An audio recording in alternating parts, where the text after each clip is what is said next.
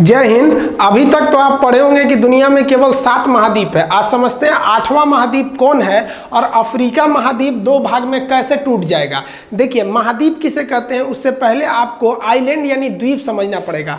Island या द्वीप उसे कहते हैं एक छोटा सा जमीन जो चारों ओर पानी से घिरा रहता है, उसे हम आइलैंड या द्वीप कहते हैं। लेकिन यही जब बहुत बड़ा हो जाता है तो उसे हम महाद्वीप कहते हैं। तो दुनिया में ऐसे ऐसे 7 महाद्वीप हैं। लेकिन क्या होगा अगर 3 ओर से घिरा हो? तो अगर एक कोई छोटा सा एरिया केवल 3 ओर से पानी से घिरा है तो उसे हम अंतरीप कहते हैं। अंतरीप को इंग्लिश में केप कहा जाता है।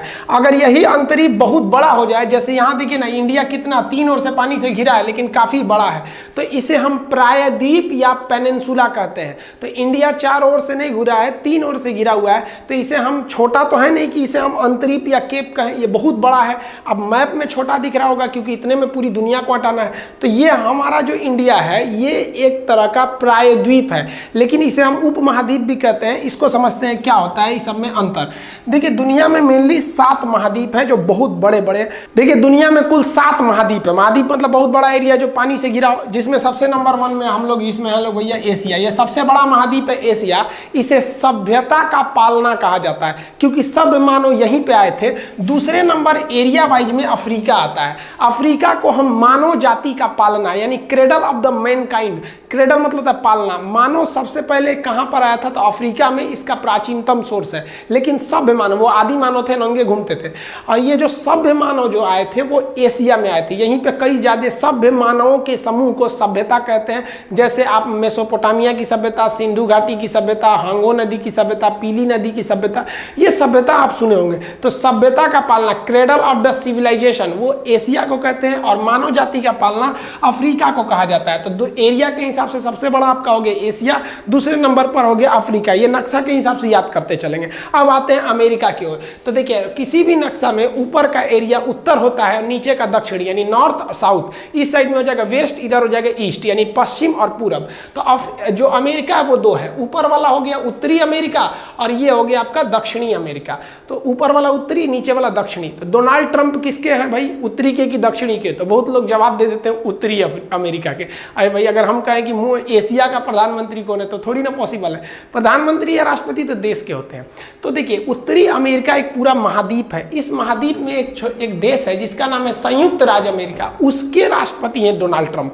तो ये तीसरा महाद्वीप हो जाता है उत्तरी अमेरिका। उत्तरी अमेरिका की एक खासियत है कि इसमें कोई ऐसा देश नहीं है जो समुद्र के तट पर नहीं है, यानी स्थल बंद, यानी चारों ओर से लैंड से लॉक कोई देश नहीं है। जबकि सबसे ज्यादा लैंड लॉक की बात कीजिएगा तो अफ्रीका में ज्यादातर देश ना पूरे महाद्वीप के बीच में ही है, इनके चारों ओर समुद्र ही नहीं। जैसे आप नेपाल को देखिए एशिया में, या फिर मंगोलिया को देखिए, ये सब स्थलबद्ध देश हैं सब। तो इसके अंदर कोई ऐसा देश नहीं है जो स्थलबद्ध है। और ये नीचे वाला दक्षिणी अमेरिका। दक्षिणी अमेरिका की 2 क्वेश्चन पूछता है आपसे कि सांपों का महाद्वीप किसे कहते हैं, पक्षियों का महाद्वीप किसे कहते हैं? दक्षिणी अमेरिका है।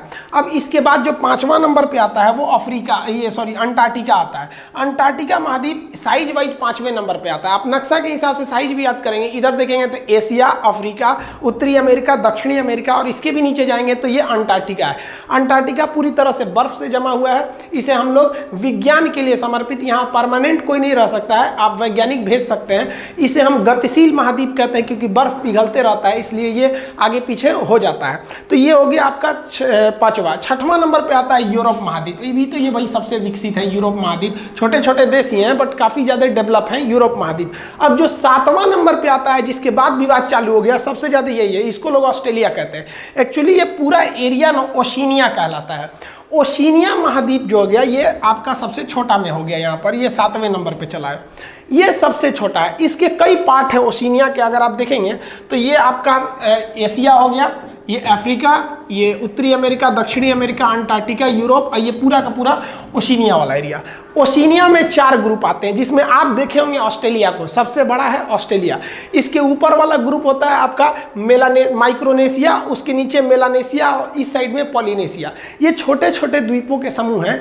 जब हम आपको स्पेशली पढ़ाएंगे ओशिनिया महाद्वीप तो इसके सारे देशों के बारे में बताएंगे। अभी आप ओवरऑल इस एरिया में देखिए, इसमें 4 द्वीपों के समूह हैं। माइक्रोनेशिया जो आप कभी देखे नहीं रहते हैं, मेलानेशिया वो भी नहीं देखे हैं, पॉलिनेशिया भी नहीं देखे, ऑस्ट्रेलिया भी नहीं देखे, ऑस्ट्रेलिया देखे हैं। तो ऑस्ट्रेलिया देखें ना, इसलिए पूरी ओशिनिया को आप ऑस्ट्रेलिया के नाम पे डिनोट करने लगते हैं लोग। तो ये थोड़ी सी हम लोग से क्या हो जाती है, मिस्टेक हो जाता है। तो देखिए आप इसे जनरली ऑस्ट्रेलिया कहते हैं, ये पूरा एरिया किस में आ जाता है, ओशिनिया में आ जाता है। तो ओवरऑल अब तक तो केवल कितने महाद्वीप माने जा रहे थे, 7। और इन्हीं 7 महाद्वीप के नाम पर आप सुनते होंगे कि 7 स्टार होटल है। 7 स्टार होटल का मतलब उस होटल के अंदर आपको पूरे महाद्वीपों का जहां जहां जो जो वेराइटी का खाना आप ऑर्डर कीजिएगा तो वो बना के आपको देगा। आप 5 स्टार में जाइएगा तो वो कोई 5 महाद्वीप का ही रखा होगा। अब आप उसके रिसेप्शन पे जाके पूछेगा कि आप किस महाद्वीप का रखे हैं, 2 स्टार में 2 ही महाद्वीप का रखेगा। कभी आप 9 स्टार होटल सुने हैं, कहाँ से ले आएगा वहाँ पे। तो ये 5 स्टार 7 स्टार होटल का मतलब आप समझे। आप अगर कम्युनिस्ट लोगों को अगर झंडा देखेंगे, कम्युनिस्ट आप पॉलिटी में पढ़ाएंगे कम्युनिस्ट क्या होते हैं, तो उनके झंडे पे 5 ही स्टार होता है। आप यहाँ गिनिए 5 स्टार होता है। तो कम्युनिस्ट लोगों की विचारधारा अलग है। वो कहते हैं कि हमारे हिसाब से जो महाद्वीप है वो 5 है, क्योंकि कम्युनिस्ट के झंडे पे आप एक हंसुआ देखिएगा और एक हथौड़ी देखिएगा। मतलब कम्युनिस्टों की मेन विचारधारा जो होती है ना, किसान और मजदूरों को ज़्यादा वो फेवर करते हैं। इसलिए वो लोग अंटार्कटिका को महाद्वीप ही नहीं मानते। कहते हैं कि अंटार्कटिका में न किसान रहता है न मजदूर रहता है, इसलिए हमारे हिसाब से ये महाद्वीप ही नहीं है। तो 7 में से तो एक तो ये कम हो गया। दूसरा, ये लोग एशिया को और यूरोप को अलग महाद्वीप नहीं मानते हैं। वो एशिया और यूरोप को यूरेशिया कहते हैं। तो एक इधर से कम हो गया। तो इनके पे 5 झंडे का ये मतलब होता है कि इनकी विचारधारा के हिसाब से महाद्वीप जो है वो 5 है। लेकिन अभी यहाँ हम देखते हैं कि 8वां महाद्वीप कौन है, तो वो इसी ओशिनिया में मिला है हमारा 8वां महाद्वीप, जिसका नाम है जीलैंडिया। अब ये जीलैंडिया कौन सा महाद्वीप है भाई, तो जीलैंडिया देखिए ध्यान से, ये आपका ओशिनिया का पूरा रेंज हो गया। तो ओशिनिया का जो रेंज है, जिसे आप यहाँ पर न्यूजीलैंड देश देख रहे हैं, यहाँ पर न्यूजीलैंड, तो यहाँ आप ये डॉटेड लाइन में देखिए, ये वाला हल्का सा कलर चेंज किया हुआ है। ये वाला जो महाद्वीप है ये जीलैंडिया महाद्वीप है। ये कई मिलियन साल पहले ये डूब गया और इसका जो 94% एरिया है वो पूरी तरह से समुद्र के अंदर डूब गया। अब केवल कितना परसेंट एरिया निकला है, 6%। तो 6% है ना, तो उसी में से आपका न्यूजीलैंड है और एक नया एक देश है जिसका नाम है न्यू कैलिडोनिया। यहाँ पर आपको हल्का सा ग्रीन दिख रहा होगा, एक ये न्यूजीलैंड। तो न्यूजीलैंड और न्यू कैलिडोनिया ये अलग महाद्वीप का हिस्सा है। इसे मान्यता ज्योग्राफिकल मतलब भूगोलवेताओं ने दिया है। ये पूरी तरह से डूब चुका है। अब इससे फ़ायदा जो होगा सबसे ज़्यादा न्यूजीलैंड और इसके आसपास के देशों को होगा, क्योंकि ऐसा अंदेशा जताया जा रहा है कि ये जो डूबा हुआ महाद्वीप है इसमें बहुत ज़्यादा मात्रा में गैस, पेट्रोलियम, नेचुरल रिसोर्सेज बहुत ही ज़्यादा है। लेकिन अगर आप जीलैंडिया को देखिएगा ओशिनिया के नज़र से, तो ये है आपका न्यूजीलैंड, ये न्यूजीलैंड है और ये आपका न्यू कैलिडोनिया। तो न्यूजीलैंड को हम पोलिनेशिया के अंडर में समझ रहे थे। यहाँ देखिए पोलिनेशिया लिखा है, ये एरिया को पोलिनेशिया में, और न्यू कैलिडोनिया को हम लोग मेलानेशिया में समझ रहे थे, और ऊपर वाला माइक्रोनेशिया है, ये वाला तो ऑस्ट्रेलिया है। तो अभी ये इसे 8वां महाद्वीप का को एक सेपरेट करके दिया गया है। लेकिन ये जो जीलैंडिया महाद्वीप है ये पूरी तरह से डूबा हुआ है। आपको भी पता है कि पृथ्वी जब बनी थी तो पूरी तरह से धधकता हुआ आग का गोला था। उसमें एक ही एरिया था जिसका नाम था पेंजिया। पेंजिया कई भाग में टूट गया। जो ऊपर वाला अंगारा लैंड, गोंडवाना लैंड, ये सब जाके आगे जाके बने थे सब, ये पृथ्वी के हिस्से में। इसको हम लोग नेक्स्ट समझेंगे, लोग सेपरेट वीडियो में हम समझाएंगे कि कैम्ब्रियन यूज क्या था, प्री कैम्ब्रियन युग क्या था, कैसे कैसे पृथ्वी अलग हुई। और अभी जो सबसे खतरनाक स्थिति बनी है वो अफ्रीका महाद्वीप टूटने जा रहा है। आप अफ्रीका महाद्वीप को देखेंगे तो ये वाला जो महाद्वीप है यहां से लेकर यहां तक ये महाद्वीप टूटने जा रहा है। अब इसमें दरार पड़ने जा रही है, ठीक वैसे ही दरार जैसे पहले पेंजिया वगैरह महाद्वीपों के टूटने में पड़े थे। ये दरार धीरे धीरे बढ़ते जा रहे हैं। आप देखिए यहाँ पर ये भाई साहब सेल्फी ले रहे हैं दरार में घुस के।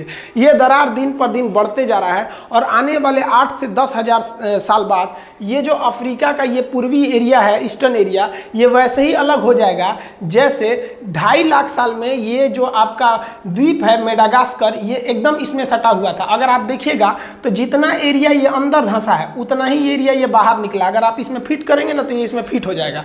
तो ये थोड़ा मोड़ा दरार पड़ने से ही ये आगे बने थे। इसे हम फाल्ट कहते हैं, भ्रंश कहते हैं। तो इसमें भ्रंश बनना चालू हो गया। अब ये अफ्रीका इधर की ओर ये खिसक रहा है और ये भ्रंश दिन पर दिन चौड़ा होते जा रहा है। आप अगर नक्शा होगा अगर आपके पास अफ्रीका का, तो आप उसमें देखिएगा इस तरह से रेड डॉटेड दिखाता है। आप उसको इग्नोर करके निकल जाते हैं, वो इन्हीं भ्रंश को दर्शाता है। ये भ्रंश इतना बढ़ गया है कि रोड भी अब वहाँ टूट गया, वहाँ पत्थर वत्थर भर के गाड़ियों को आगे निकाला जाता है ये भ्रंश से।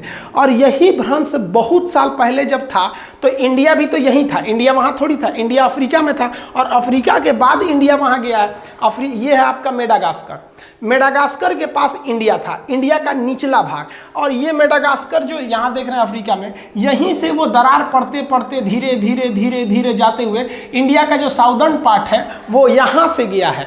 तो इंडिया का दक्षिणी भाग ऊपर का नहीं है, वो नीचे का है वहाँ पर। तो ये आपको अब ठीक है कि हम लोग इंडिया वाले हैं, सभ्य हैं थोड़ा, नहीं तो अगर चाइना वाले रहते तो अभी उसको इतिहास गिनाने लगते। याद करो आज से 8 लाख साल पहले मेडागास्कर हमारा था, हमारा ही होगा। हमको लगता है ना चाइना को केवल इतिहास आता है, ज्योग्राफी आता तो इस पर भी क्लेम करने लगता वो। तो हम लोग जो थे वो यहाँ पर नहीं थे। हम लोग को ऐसे भले आपको लगता होगा कि इंडिया शुरू से यहाँ पे है, ऐसा नहीं है। इंडिया का ऊपरी भाग यहाँ पे था और दक्षिणी भाग ये एक पास में था, मेडागास्कर के पास था। जब ये यहाँ से गया, ये एक्चुअली यहाँ से उखड़ा तो मेडागास्कर यहीं रह गया और फिर इसमें भ्रंश पड़ते पड़ते पड़ते पड़ते ये आगे चला गया। अब क्या होगा, ये अफ्रीका में जो नया भ्रंश पड़ रहा है ये भी इधर की ओर खिसकेगा और आने वाले समय में आपको यहाँ पर कुछ जमीन देखने को मिलेगी, यही वाला हिस्सा कट के यहाँ चला जाएगा। देखिए जो 3 ओर से घिरा रहता है उसे हम अंतरीप कहते हैं, और बहुत बड़ा एरिया 3 ओर से घिर गया तो उसे हम प्रायद्वीप कहते हैं। और अगर कोई छोटा एरिया चारों ओर से पानी से घिर गया तो उसे द्वीप कहते हैं, बहुत बड़ा एरिया घिर गया तो महाद्वीप कहते हैं। अब हम समझते हैं उप महाद्वीप क्या होता है और भारतीय उप महाद्वीप किसे कहते हैं, इंग्लिश में ना इंडियन सब कॉन्टिनेंट। देखिए किसी भी महाद्वीप का वह एरिया जो किसी नेचुरल बाउंड्री के द्वारा अपने ही महाद्वीप में एक अलग हो जाए उसे हम कहते हैं सब कॉन्टिनेंट, उप महाद्वीप। अब आप भारत को देखिए, भारत के सेंस में अगर आप देखेंगे तो यहाँ पाकिस्तान के ऊपर यहाँ से यहाँ तक एक पहाड़ है जिसका नाम है हिंदुकुश पर्वत। अब ये हिंदुकुश पर्वत इंडिया के एरिया, इस एरिया को उधर वाले एरिया से अलग कर दिया, और यहाँ से यहाँ देखिएगा तो आपको ये हिमालय पर्वत मिलेगा, पूरा यहाँ से यहाँ तक ये हिमालय हो गया यहाँ पर। और इस साइड में देखेंगे म्यांमार के बॉर्डर पे तो आरा कामियोमा हो गया, और नीचे में अगर आप देखेंगे तो ये तो पूरा का पूरा समुंदर हो गया।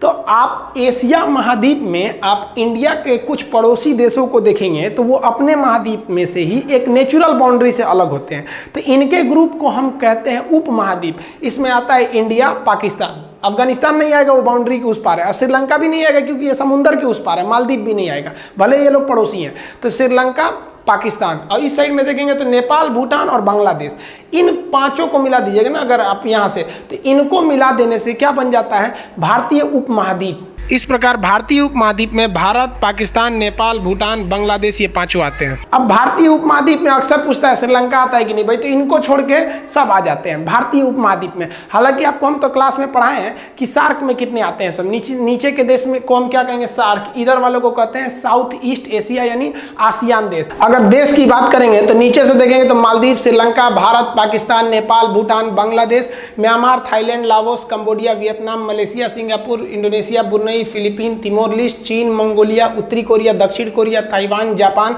Kazakhstan, Kyrgyzstan, Tajikistan, Turkmenistan, Uzbekistan, Georgia, Armenia, Azerbaijan, तुर्की, साइप्रस, सीरिया, लेबनान, इजराइल, फिलिस्तीन, जॉर्डन, मिस्र, सऊदी अरब, Yemen, Oman, UAE, Qatar, Bahrain, Kuwait, Iraq, Iran. 48 देश हो गए। एशिया में 48 देश हैं। अगर आपसे कोई पूछता है एशिया में कितने देश हैं तो आप ये नहीं बोलिएगा 48, आप बोलिएगा हम बोलते हैं, तुम गिन लो।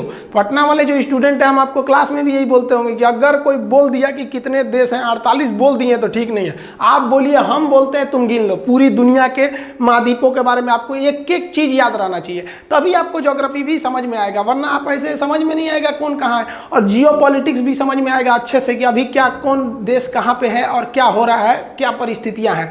इसके बारे में हम आपको और डिटेल बताएंगे मैप के क्लास में। अब मैप का क्लास भी स्टार्ट करेंगे, मिलेंगे नेक्स्ट वीडियो में, तब तक के लिए जय हिंद।